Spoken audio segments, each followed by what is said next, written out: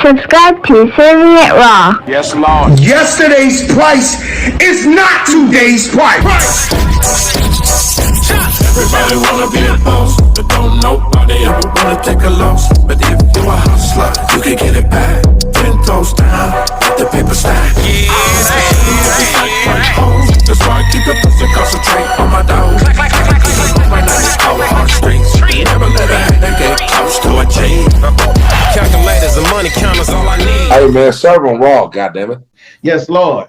You done tapped in the CIRV'N IT RAW podcast. I am your host, Gutter Kane, the Gutter Man, and I have a very, very special guest with me today.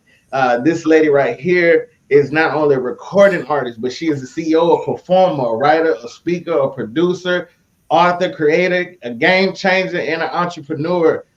I want to welcome to CIRV'N IT RAW, Miss Dr. I said Miss Dr. Suga-T. Hey, how's it going? I'm excited. I'm happy. I'm blessed to even be in your presence, like to be able to talk to you. You know, I grew up on your music. I grew up on, the click. It's just, man. And I'm excited. I'm happy for all your success. Like, I think that chorus you did on Recognize really defined, who you are as a person. I feel like you was really going to get yours. Right. Well, thank you for the support. I'm happy that you was able to be part of the legacy of the clique. What city are you from? So originally I'm from Jonesboro, Louisiana. Okay. Yeah. That's what's up. The airplane. Nice. Yeah. Okay, so but I want to give you flowers, so we're gonna dive into these questions. Put some respect in your name. Okay. Oh boy. All right, so I want to start with some basic questions. Okay. So where are you from and how did you get your name? I'm from Vallejo, California, and where the ladies pop they bra, cut from a cloth where you would never get it raw. Sick with it, you know what it do? Vallejo all day. Ooh. Boss ladies, pop your bras. Straight Jekyll make them think I'm hella raw. No, I gotta fuck off. Sky's the limit. You got it. Oh yeah, no question about it. I'm not questioning my skills. I know what it is, and I'm appreciative to be able to deliver them here, and introduce the fans to reality and to one of the first generation hip hop trailblazers from the Bay. Suga-T came from my brother, actually, and I originally had Sugar and Spice. We originally were a group, and then when we no longer was a group anymore because of things that we decided to do, and that was not on the same page, he gave me the name. He said, why don't you call yourself Suga-T? So it's a combination of my first name and the group, where we were again Sugar and Spice. So our first song we made was called Paper Chasin. Okay. Yeah. Now, was there a theme for why y'all had it's like you had like E and then 40 and then D shot and B legit, like everybody had like an initial and then like the name? Was that like that's a really good question. People never ask that, but there was there was a reason for it. So you got mines, and then you got E40 he liked to drink 40 ounces. So he liked it to drink 40 ounces of Old English. So that's the reason why his was like that. And then D shot, you can do the math. He was our brute. It was a brute that wasn't taking no smack. And the protector. And then we have Be Legit, who, he was considered legit because he was always a middleman that always kind of was a mediator like type, but you could actually talk to him and get a legitimate conversation out of them. So, yeah. So it all is connected with everyone's first names. So the first letter is everyone's first names. Got it. Okay. I like how y'all put that together. Okay. All right. Well, now how did you 40 create the clique? Well, what happened was we all were a big group originally called MVP, Most Vicious Performers. This was in 1984. And then throughout 1984 and 1986, Most Vicious Performers were a conglomerate of artists that was basically our family members and neighborhood family. 95% was actual blood family members and 5% was neighborhood family. And so we all independently had groups in the middle of the big group. And again, it was Suga and Spice, and it was a whole bunch of other groups, the Mossy, and then there was Funk Mob and a couple other ones that was in the middle of it.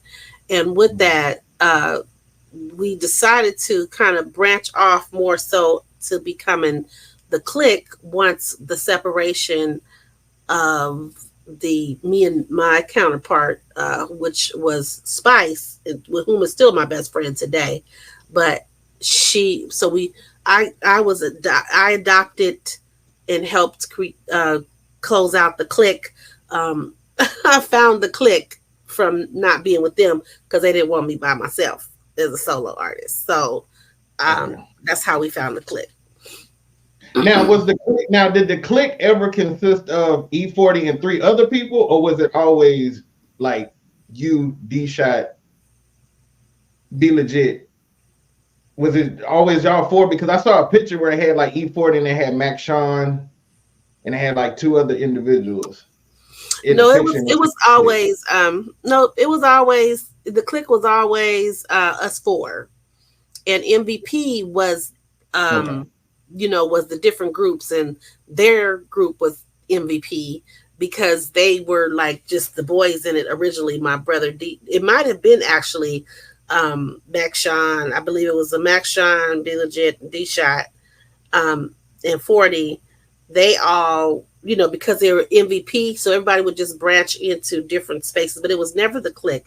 The clique was only myself, my brother D-Shot, my brother E40, and my cousin Be Legit. Got it. Mm-hmm. Okay. Now, I know that most people that I've interviewed, most artists always say that their debut album was like their most, kind of like when they were like the most happiest, like grinding the hardest to put their stuff out there. And I know you kind of had what you would call almost like 2 debuts, because you had your debut, which was independent, that still charted, by the way, just to let people know. Okay. But then you had your actual major label debut, Paper Chasin. Right. So when you were creating, was it It's All Good? So the first one was the Suga and Spice song, Biker Season, and then Paper Chasin. It's All Good came with that. Then Paper Chasin came after that. Yeah. So which one would you think out of It's All Good and Paper Chasin, which 2 do you think you had kind of the most fun creating?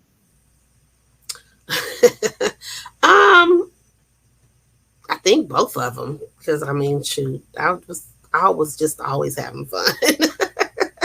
Had a lot of fun all the time. So I had both of them. It was fun with both of them. They both had different types of fun, and but yeah, it was fun. And then eventually I continued to have fun with all the other ones that I recorded and put out. So yeah, but out of those 2, both of them were pretty much equal fun. I was pretty much on the It's All Good when I was pretty much drunk. So the whole the whole album is me just rapping drunk. It was like I guess you would say that was probably the most funnest, because that was the one where I was a mom already, so I would have so much fun, happy to be away from my kids, like, oh, I'm free, I get to go hang out and party, and so that kind of did it, So well, how'd you feel? Is that how you came up with Billy Badass? Like, was you specifically talking about an individual? Yeah, I just kind of always I always had a problem because, violence, surrounds success. It surrounds success. It surrounded hood, and it's surrounded. You get all these different things that come along with your walk, right? Especially when you are from the hood, basically. You know what I'm saying? So sometimes everybody don't know the aura of what it takes, and there's an energy that comes with it, sometimes in different spaces and places for different reasons. And so because of that, it made me like hate violence. I was like, this is just horrible that, the neighborhoods, the people, the funk, the this, the that just don't make no sense. And I really found a disliking for violence, black on black violence. And it really made me, so that's what made me write it. So I gave a story about, it was a combination of different times of what I seen combined, with different situations, and came up with the character Billy Badass.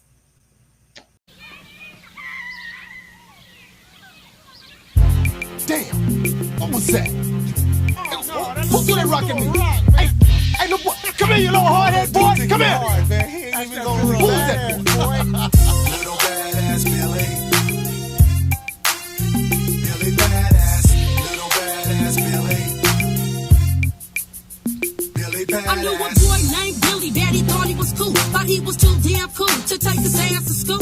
But little did he know, it would have paid in the end. He had to be the class clown to keep up with his friends. At least he thought they was his friends. He thought they was them. So when it came down to it, they turned to Nino Brown. Billy Badass couldn't go out like a punk. Everywhere he went, he had a strap in his trunk. Strap, tap, ready to pump. Drove a old school Chevy with tremendous bump. He had a name in the dope game. Thought it was the only way that he could claim his fame. He was down for me, he'd be down for you, down for everyone in his whole crew. His mind kinda lagged as far as being black. We already got enough folks on our backs. The po-pos, the white folks, every other race, man, it ain't no joke. He seemed to be real, he thought his game was true. All you had to say was boo when he would act the fool. Billy Badass, he thought he had game, but he was lame. He was lame to the game, Billy Badass. He thought he had game, but he was lame. He was lame to the game, Billy Badass. He thought he had game, but he was lame. He was hella lame, Billy Badass. He thought he had game, but he was lame. He was hella lame. I remember the days when the party was on. If it wasn't a party, he would make it go on. He didn't give a damn if the party was bumped. He'll come to the thing doing that old school stunt. That jealous thing, it never failed to see. Instead of sticking together, he made it a gangsta party. He seen someone that owed him years ago, but some undercover things and niggas thought it was dope. I thought to myself, why I gotta be like this? By the end of my thought, he was hella pissed. Instead of letting it go, and for his dude being black, he was full of liquor and his senses hella legs. Billy wasn't satisfied unless he cared his name. A gangsta ass nigga thought he had game, but he was lame. Next thing you know, I heard a pop goes a wheeze. Oh, badass Billy, so badass, so Billy Badass. He thought he had game, but he was lame. He was lame to the game, Billy Badass. He thought he had game, but he was lame. He was lame to the game, Billy Badass. He thought he had game, but he was lame. He was hella lame, Billy Badass. He thought he had game, but he was lame. He was hella lame. Billy didn't believe that meat is greedy, and to kill a black brother was way too easy. He made it easy on the puppet, that's another dead nigga. From a fool showing his teeth and quick to pull a trigger. He had to learn the hard way, now he's long behind bars, reminiscing and feeling dumb for some damn murder charges. Think twice before you act. Black folks, stay strong, let's stick together and come up, or it won't be long until we end our own race. And that's by selling our soul, killing our brother and sisters just to have control. We must wake up, or we'll never see the light. We have our freedom, so we don't have to fight. We don't have to worry about the KKK. They stay out blacks' way so we can make their day. They love to read in the paper, blacks killing blacks. All I'm saying to my brothers and sisters is be black and stay black. Billy Badass, he thought his head game, but he was lame. He was lame to the game, Billy Badass. He thought he had game, but he was lame. He was lame to the game, Billy Badass. He thought he had game, but he was lame. He was hella lame, Billy Badass. He thought he had game, but he was lame. He was hella lame. All I'm saying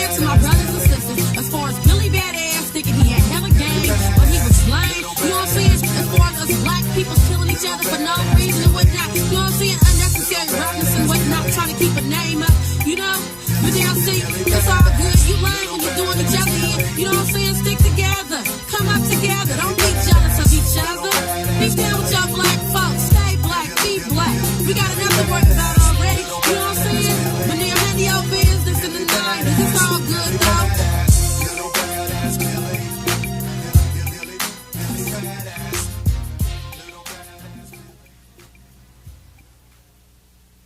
Okay, got To it. talk about it.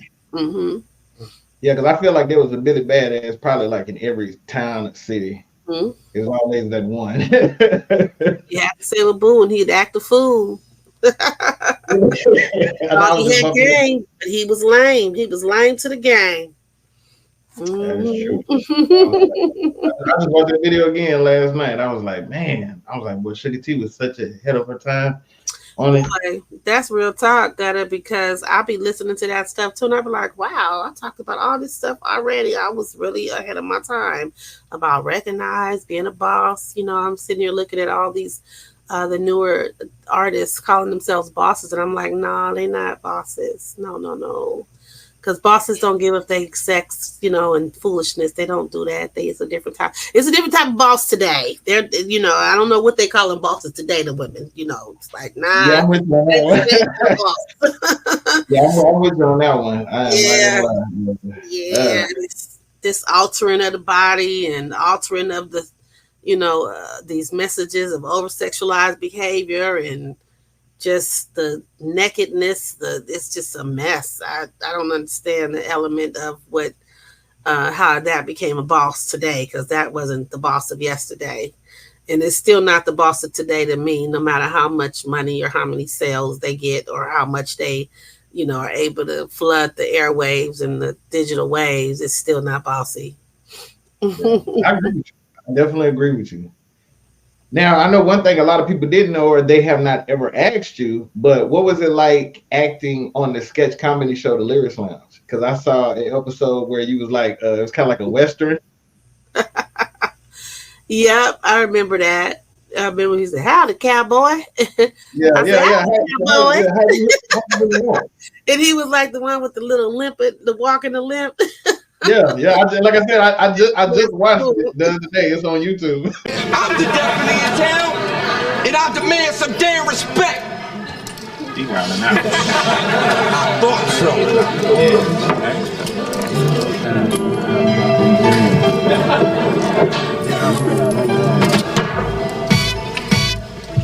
Howdy, Missy. You probably heard my rep. What, your old age or your heart or breath? I'm the deputy. What that mean, you supposed to be tough? That too, but I'm also freaky with my handcuffs. I don't go on dates with the handicap. What's missing from my arm is where my jammies at. Ooh, you macking at me, honey, where your head at? There's gold in them Doran Hills I'm trying to get at. Who did that? I know you ain't gonna let them do that. I'ma handle this, Missy. Baby, move back. Hold up. I know y'all ain't trying to leave. Better get out of here. Oh man, please. Now freeze. I'll arrest the both for you. Look at the little monkey getting all emotional. That's right. I'm the short arm of the law. You better shut up before we beat up you and your broad. I know you ain't fit to let them disrespect me. You supposed to be bad. You better protect me. I'm a southpaw with big boy. Quick draw, outlaw. For God's sakes, there's women in here. Y'all take that outdoors. Don't worry about it, Mac. I got it under control. Last time you said that, you got hung on a pole. I was up on the pole cause my cat was stuck. Shut up, pull up my cup and finish these young bucks. I'm Willie the Crook, Stone Cold Killer.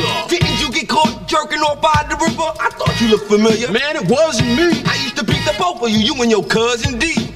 Ha ha ha. What you laughing at? You wasn't punk in school, my sister had your back. Every time you got chased, you caught an asthma attack. Laugh at that. Used to get beat with the belt. You went to school with extra clothes cause you peed on yourself. And don't ever try to show off in front of your buddy. What time is? Don't y'all got to go to a Bible?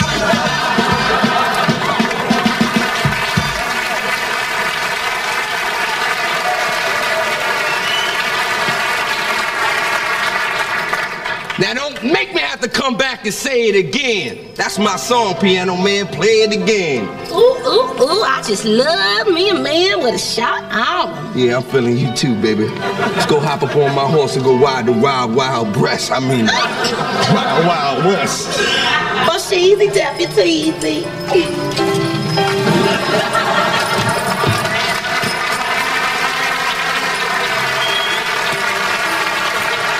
That is so funny. Yeah, that was fun. That was somebody had called me. That was like, look, somebody's down there in LA from New York.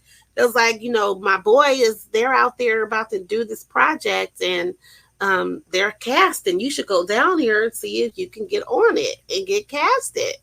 So I went and drove, from the Bay to LA is about the Bay to LA is about 5-hour ride, and about a 45-minute plane ride. So I drove. I was like, I'm supposed to just drive down there. And when I did, I got there and interviewed. And when I interviewed, they was like fascinated by me popping my gum. Because I would pop my gum, which is why I ain't got my feelings in my back teeth now, because of popping them out. But anyway, the bottom line is, it was a natural thing for me. I was just being me. And they was like fascinated, like, whoa, we need that. We need that on the show. I'm like, oh, really? I'm like, okay. So then when I did the casting and I did the part, they asked me, I was headed back home. As a matter of fact, I had gotten back home after the part was casted, and they called me back and it was like, we need you to come back. We want you to be on this first, on the show. We want you to be on the series. So I didn't know I was going to be on the whole series. I just was thinking it was just for that one show, and I think they were too. But the more things were casted, and the more they, seen, I guess, my abilities and how, I connected, the more they wanted me in another scene. So next thing you know, I'm there as a co-star on a regular basis, a regular guest star, doing the voiceovers, writing, helping with the writing, and acting, and doing the cipher. So I stayed on it the first season, and the next season they wanted to bring in a New York cast, I guess some of their other friends, and that season went, and I wasn't necessarily included in that scene. I waited around to see, though, but they kind of want to use a different cast, and when they did that, they got rid of me and another one of the girls, Amber, from she was from the West Coast too, and she was a cast in that from what was the name of that group, the 5 Footers, and they kind of dropped me and her and brought that East Coast cast on. And when the East Coast cast took over for that segment, for that season, the third season wasn't picked up because they didn't have enough numbers. So they should have kept the first one. We was rocking out. The numbers were sky high. So and the fact that you was writing, I was going to ask you about writing, but you already covered that part. Yes, and it was beautiful because a lot of the people that guest stars, because at the end we have the cipher, so we would bring guest people on, and it was beautiful because the guest people that was brought on, they was all like coming to see me. It was like, we want to meet Suga-T, and so I remember the Brat when she came on one time, they kind of, once they got other stars, because I was a guest star, I guess, they're like, we got somebody else now. So, you can sit out on this one. You can sit out on this on this cipher. So Brat was like, nope, I'm not coming out unless Suga-T coming out. She was like, nope, I'm only here because, basically, I guess she wanted to meet me and she liked me and respected what I offered, what I put in the game. But she was like, nope, I'm not coming out unless Suga-T coming out. So they had to bring me out. So it was nice. It was a nice run. Mm-hmm. Okay, all right, yeah. Because I just noticed, I was like, don't nobody ever ask her about that. So I was like, they don't actually. You are so right. They don't. They don't ever ask me about it, and I'll be forgetting that I be forgetting about it too. I actually got a movie. I'm casted for a movie in June. Right now, and then I also wrote a movie that I'm going to be casting for and producing shortly as well. So I'm going to get back into acting.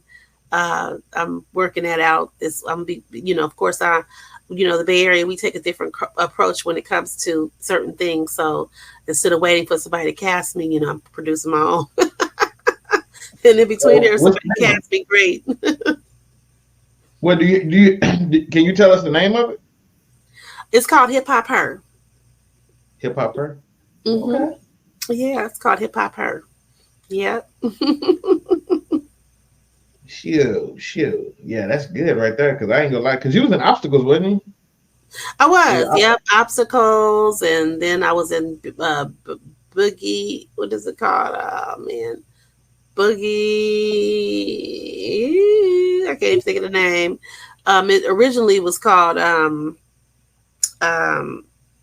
shoot. I can't even think, to be honest with you.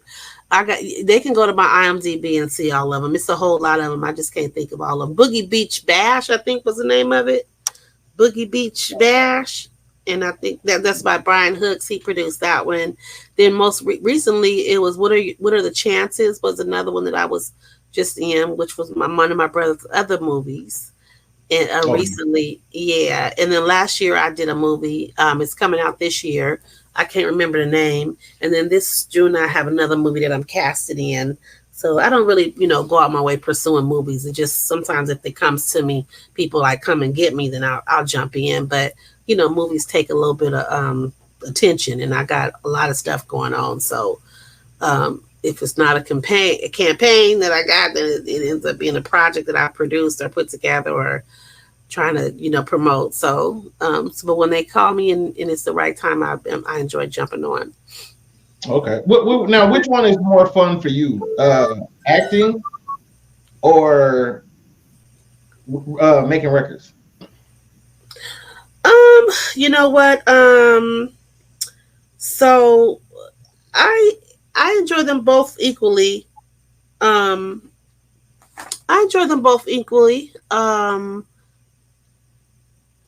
don't act like I should and like I could and probably need to be. So I don't get to enjoy that as much, but I'm going to start because, but I like music pretty much equally. It just depends on how I feel. You know what I mean? So I guess, the high, it's nothing like the high of the stage, that high when your crowd, they know your music, they like you, they still, especially a woman like me that's been around all these years and, they're this ageism, they have a whole ageism element with hip hop for women. So older women. So they don't necessarily, when they do, they just pull the same ones out that pretty much that is always, I guess they can reach, or I don't know why it's always the same ones, but I'm figuring that piece out. But the bottom line is they don't necessarily appreciate a lot of what the older women brought. They went through a stage. Now they're appreciating it a lot more. But there was a stage when they really dropped us. No, there was no support. There was no appreciation. And, and they kind of buried our brands with these new brands. And now that all the new brands sound the same and doing the same, same thing. And I think that there's a crowd for that. And there's still the crowd that's for us, that's authentic and that's looking for more than just sex, money, alcohol, drugs, violence, and stripping. Mm-hmm. Okay. Gotcha. Yeah. So I'm glad you enjoy it. Mm-hmm. I'm glad you said that little last part because my next question is how do you feel about the current state of hip hop? I have mixed feelings about it. I think it's great. The fact that, so the curse, I think it's a self-destructive, very self-destructive. There needs to be, Big Mama needs to step in, which, is this conversation. Now I've turned into Big Mama, hip hop's Big Mama, the Big Mama hip hop. Okay. I'm gonna have that conversation since you asked the question. So at this point, she's no longer Suga-T. She is now the Big Mama that is totally connected and understand the hip hop element.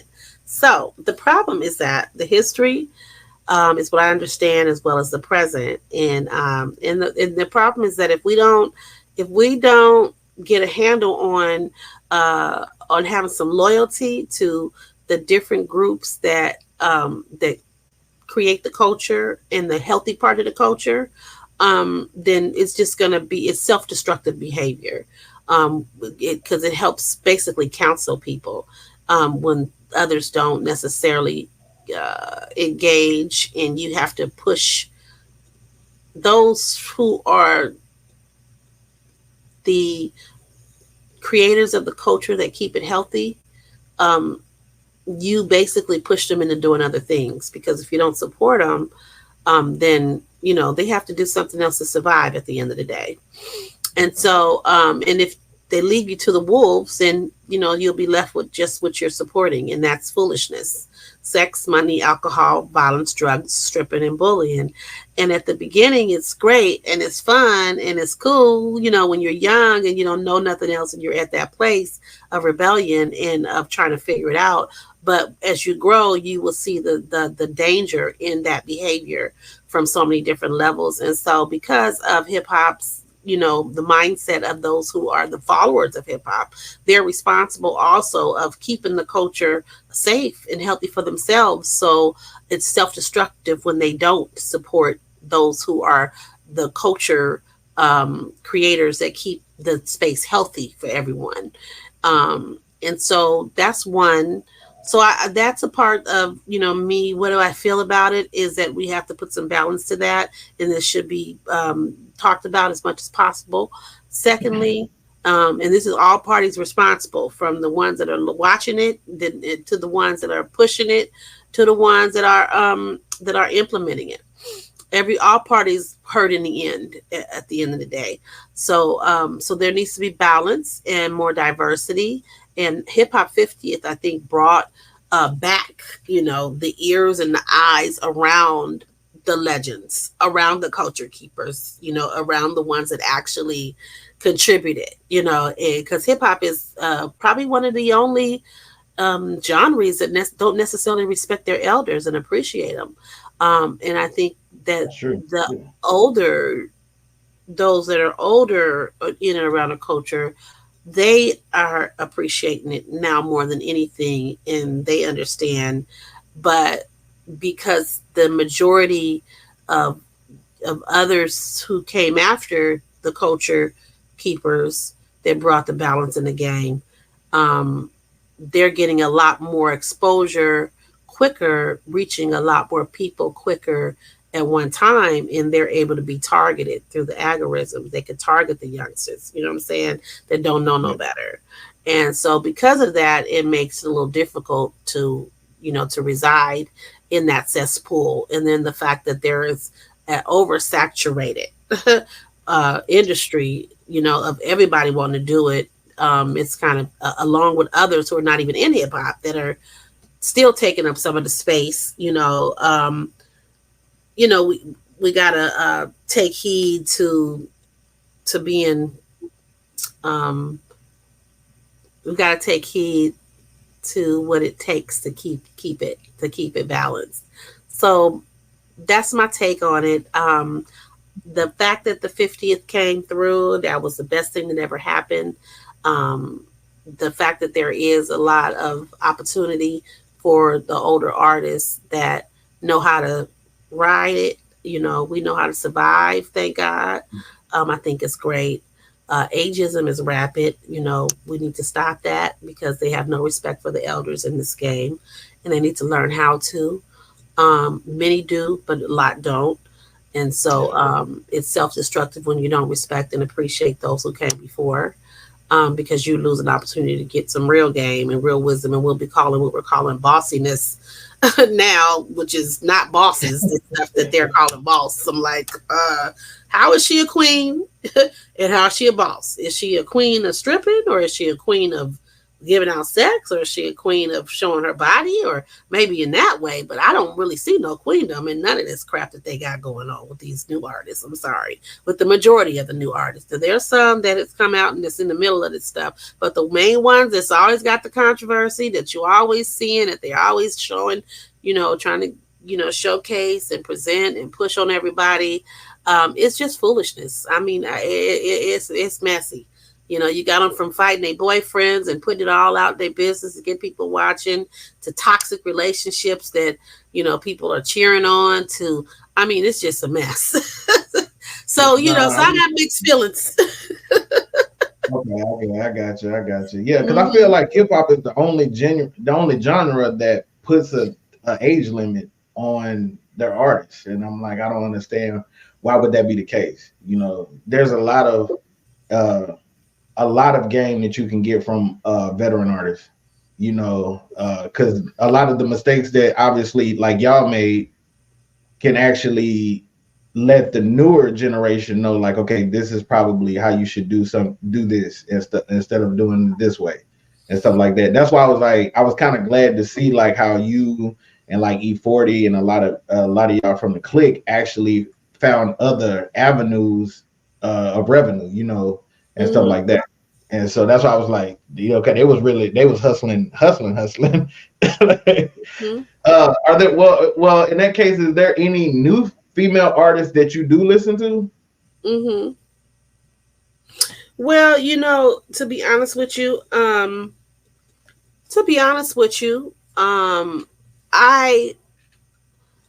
totally agree with you. And it's not just that they would get wisdom from, you know, about what mistakes to make, because it's not just about them taking from us, because that's a problem too.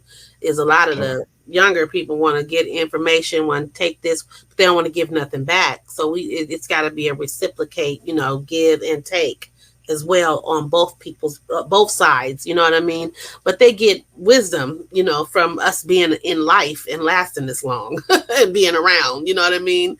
So still around, because a lot of people didn't make it, you know, a lot of people, you know, they experience the good, the bad, and the ugly, and they know how to move around in all areas, and that's everything, you know? So, so that's kind of, I think it's added to what your purpose is of why the youngsters should definitely recognize the elders. It should be also that they want to inspire us too, you know, like, wow, you guys, you know, y'all did this for us, y'all, you know, put in your work, and, you know, you guys worked hard, and now you're not only working hard, but some of us are raising families and got multiple generations that we have, you know, that we have parented and stood through the test of time and taking care of our responsibilities. Some of us have built great businesses around it and all kinds of stuff going on. So, you know, it's a whole lot that they're missing out on. And again, they can inspire us too, just by allowing us to give back, and also their energy and wanting to collab and understand the balance of all generations coming together, and the importance of that, and the value, you know, in that, you know what I'm saying? So, but in terms of, you know, liking, I'm on my 25th album. You know, I've probably got about 30 albums right now, but I can only release so many at one time and put so many campaigns out at one time. So I'm trying to keep up with my own self, because, you know, you go in there and, you know, go in the studio, I can drop a song in a heartbeat, you know, and it's bam, you know what I mean? But of course, you know, getting behind it and putting the whole campaign and getting major exposure and getting yourself to getting everybody's space and face and place, you know, that's where it takes your energy, you know, to have to focus in. And you could only do one at a time without confusing everybody. So at this point, you know, the Do It Like Me and the Beat It Up singles are the two that are standing out, and of course there'll be others coming along with it. Now, you asked me about the newer artists.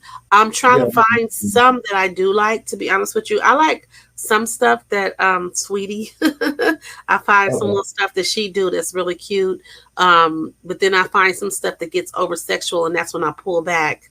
But I do like some of her music, and plus because she's from the Bay, I can't say a lot of newer ones that I listen to. I just haven't really listened to them.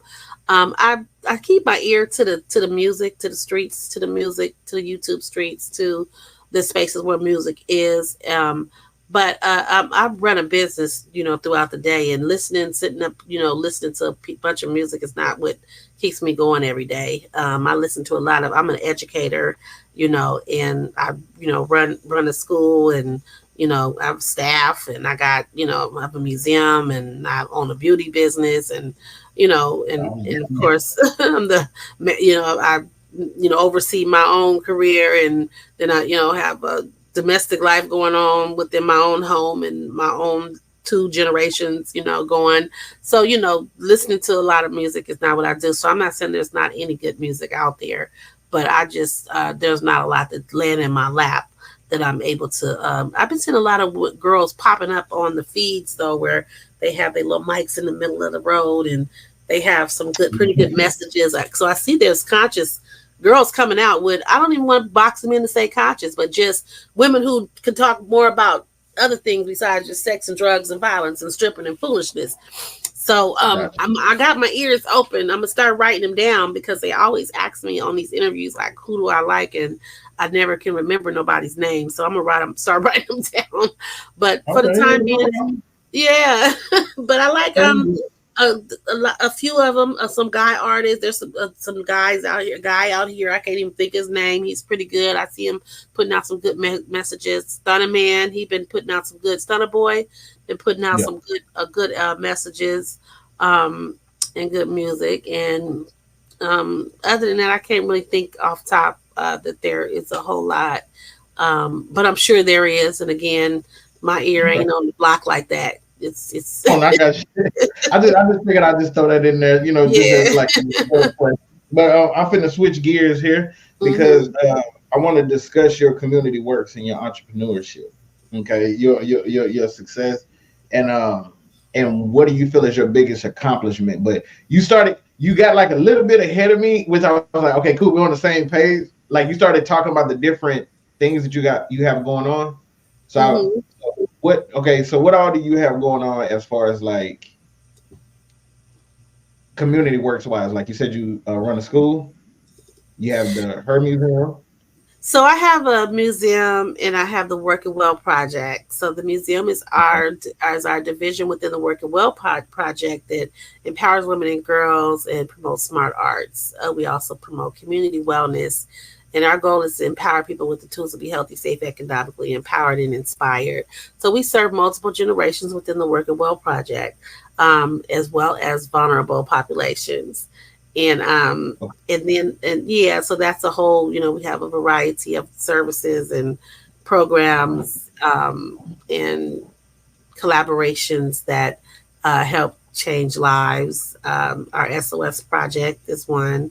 And then which includes us working with girls. We go under the SOS model, which is save ourselves, save our seniors, and save our sisters. And so that's kind of our setup there. And if people are interested in learning more, it's just too much to like share. But right now we do have a girl initiative where we're presenting opportunities for girls within the SOS project. And then, of course, the museum, we have arts exhibits and different types of exhibits that help empower women and girls and entertain community as well. And then, so that's pretty much the initiatives within that. Now, we have I do have Sprinkle Me School of Music and Vision. And within that is the Sprinkle Me Learning Academy. And that's an online school platform. And we have a variety of services within that. We do one-on-one. The coaching and development is the Academy Coaching Development and Exploration Platform. And that has a variety of personal and professional development courses, along with some other courses that are dealing with the music in and around music, entertainment, and media. And that's, a support to the Working Well Project and the Her Museum, but it's a standalone where we implement those services. People You still have a boutique, right? You still have a boutique, right? And of course, we have the boutique, which is online retail, wholesale, and distribution.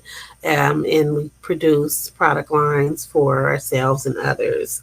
So there is a new product line that's coming out. It's a hip hop product line called Hip Hop Diamond that I'm getting ready to release. And it will be a beautiful run to see it do well and get in the hands of people who are looking for the beauty in hip hop and the diamond in themselves. So that's pretty much the gist of it. And then we have media, Sugar Rush Media, which is a part of the social enterprise, where we present and implement branding and, set others up for success with the things that they need to implement their business and their brand in a professional manner. Damn. Girl, you got I'm speechless. So what do you feel is your biggest accomplishment? You went to college too and got your doctorate.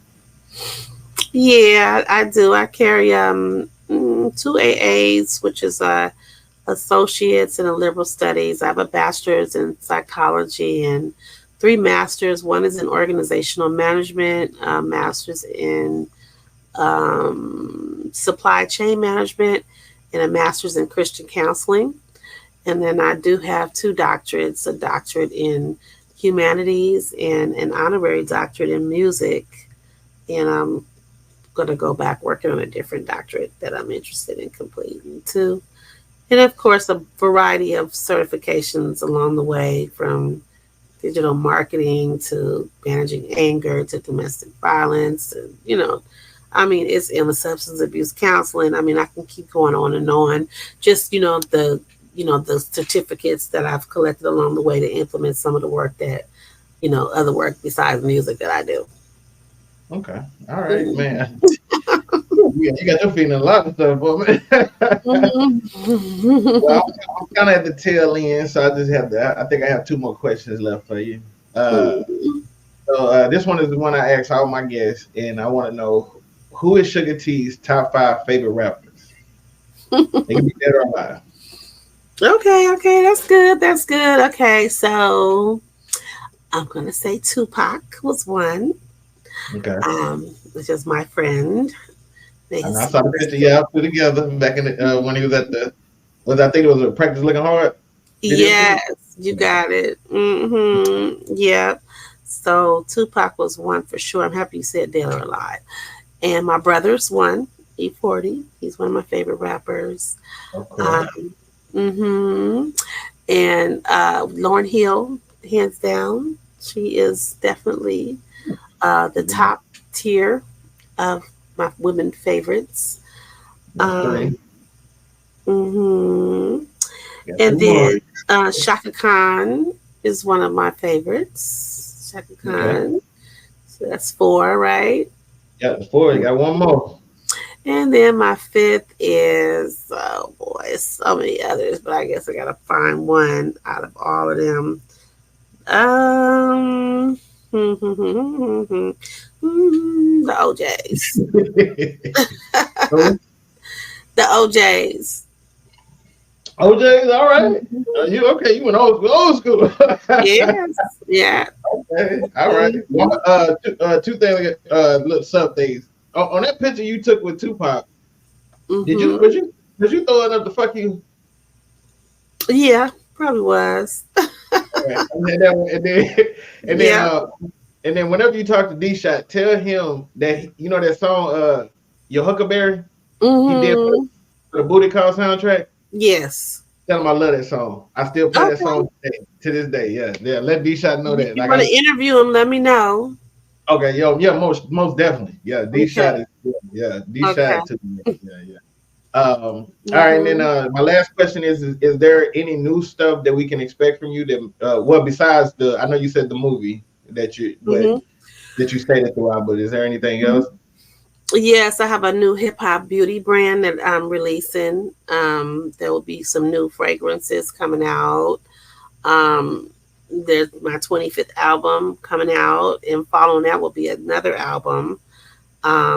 So if you expect a few singles coming out, you can follow my YouTube channel to stay connected to things that I do on my platform, whether podcasts or whether releasing the music, or whether post. And we have a whole bunch of community orientated projects that are available to the community. So we'll be presenting it in different places and spaces so people can have access to bringing it into their areas a lot more during this season.